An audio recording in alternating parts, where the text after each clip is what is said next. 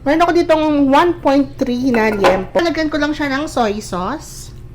So, tansyahan lang to. Sa tansya ko mga 1/2 cup liquid seasonings, mga 1 tablespoon pepper, garlic, and onion. And then, imimix ko lang. Imamarinate ko to ng 30 minutes. Star margarine.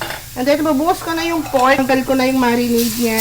Diyan din yung mga aromatics. Ayan na mga miyo, natutuyuan na. So, ayan na, narinig nyo ba? Tumitilamsik na. So, ayan na. Lagay ko na yung marinade niya. Yung sa mamaya. Lagay ko na rin to yung frozen green peas. Laurel. Para lang may konting kulay. Tapos, isi-simmer lang natin.